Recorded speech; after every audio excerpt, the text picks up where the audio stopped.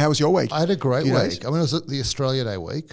Yeah. We're allowed to say that. I'm not going to get the show cancelled if I call it Australia You might, Day, actually. am I? I dropped 35%. I was just very disappointed to see there were almost no Australia Day flags that I saw flying. And I was wondering if that was because people had been intimidated not to fly them. By the way, I just want to say, I do think it's a complicated issue, but I still think we've got to celebrate Australia on some date. And at the moment, it's this date. So move it and give me a date to celebrate it if you don't I mind. never liked to. I'm sympathetic to the people who want to move the date. So I don't have a great view either way, but I'm certainly sympathetic to that. But I always hated Australia Day. You've got this 6-week holiday. You've got a holiday at the end of a holiday. It would always interrupt the tennis with the stupid fireworks.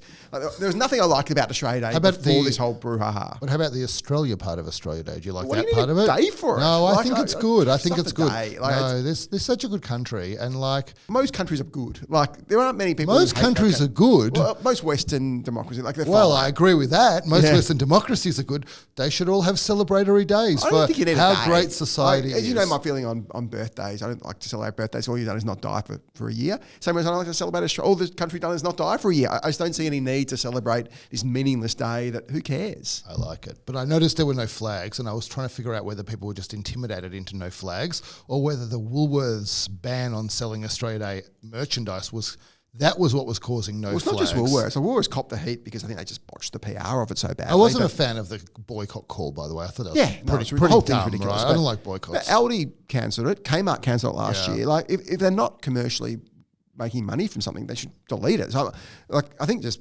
Woolworths seemed to virtue signal with it, and that was the problem. Like I think business should have learned from the whole Bud Light disaster with Dylan Mulvaney, and there's much more downside than upside in trying to make it. Like if you think something is wrong, go execute that. And if you want to delete Australia Day stuff, for whatever reason, delete it. I think trying to score points. I think most companies have done it. I think possibly the exception was Qantas during the referendum for gay marriage. And clearly, this is it before Alan Joyce's star completely diminished. But there was most of the country was on side with that. So I think it was a low risk strategy to take to support.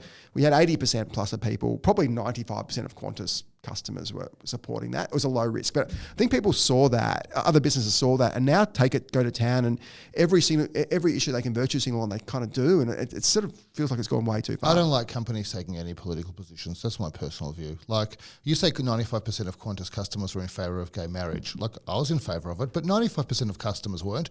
The percentage of customers was the same as the percentage of the country that was in favour of it. It wasn't 95%. I think companies should focus on stakeholders and making money and doing it in ethical ways, and leave the politics to politicians and citizens. I don't like them taking positions. I think the gay marriage one, I generally agree. So I agree with almost all of what you said. I think there are some positions where I think if you said, could you take a position on the Hamas war or the Hamas-Israel war, would you oppose if I don't think someone should take positions. So I think racism, anti-Semitism, that's different. That's not a political position. issue. Well, if your political position is that you're in favour of anti-Semitism, if that's your political position, then I think it's so inconsistent with the values of the country. Against that. No, it's not you're in favour, but and there was a letter a couple of months ago that Tim organised that the 700 business leaders signed, that you and I signed, that was against anti-Semitism. But that's a position. I don't think that's a political. I think the war might be a political. I think for position. a lot of people it is though. Being against anti-Semitism is a political position. There were a lot of people who I asked who wouldn't sign, so clearly it was. So I had no issue with people signing in a personal capacity where they felt like they didn't want their companies to sign up to it. That was, to me, also fine. I don't know. You've raised a good question. Maybe people will say, I'm biased because I think anti-Semitism is not a political position. I more feel like there's a few core values that we have in Western civilization. I'd put gay marriage in that same... I think that's a more complicated certain people, discussion. But the whole point with gay marriage is that you're allowed to get married, but you can't because you're a man and a man. That's I find in a similar vein to anti-Semitism, which is just blatantly racist. You might be right about your position. I don't know. You might be right about that.